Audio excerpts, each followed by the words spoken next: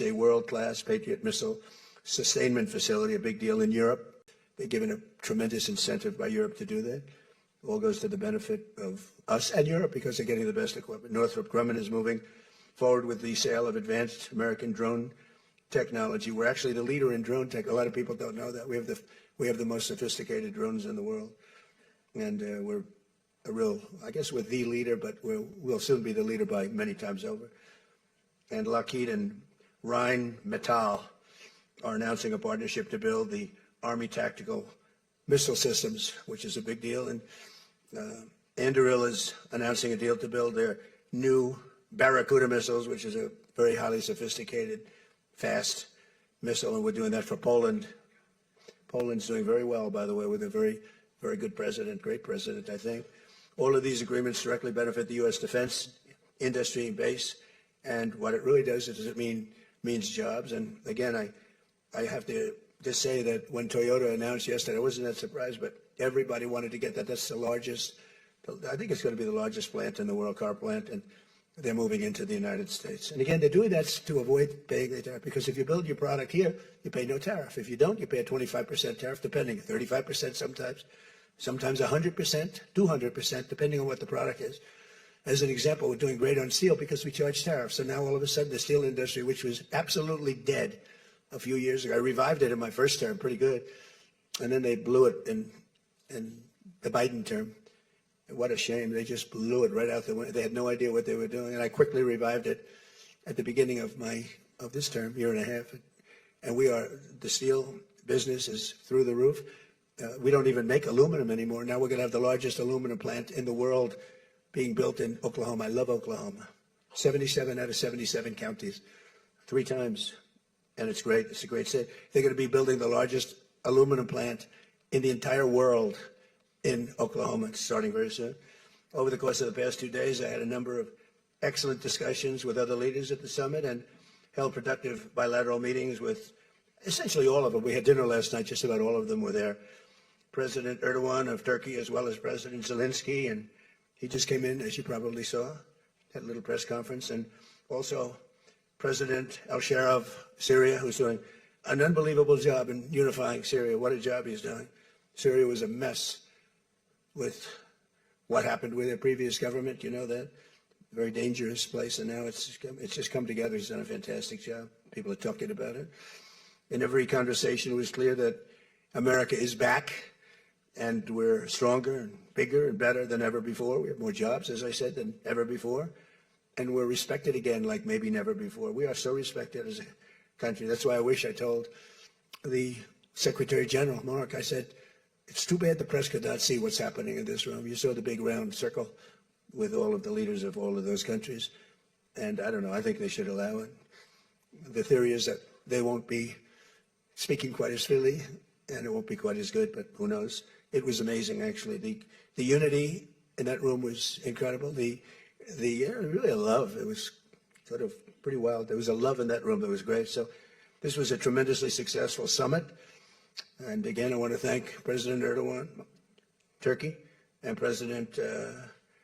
so many of the presidents, prime ministers.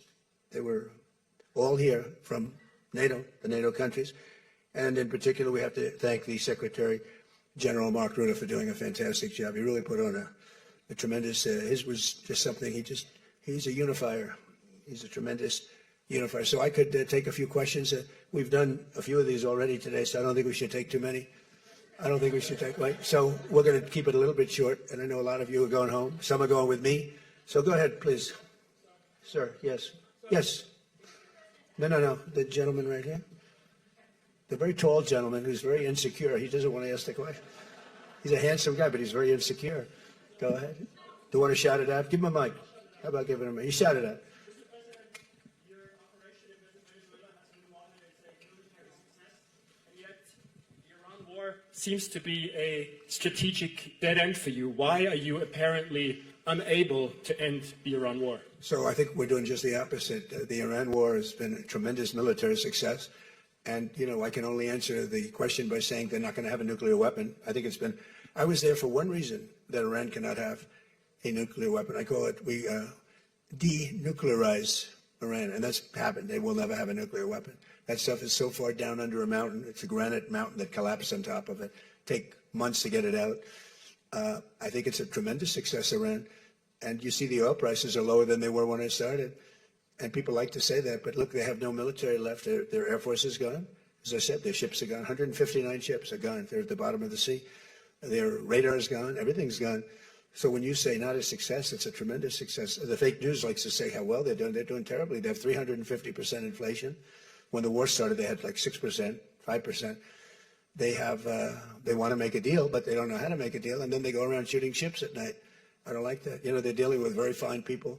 They're dealing with Steve Witkoff. They're dealing with Jared Kushner and J.D. Vance. And they're dealing with Marco and Scott. They're dealing with great people. But I don't know. I think they're a little loco. They're a little crazy.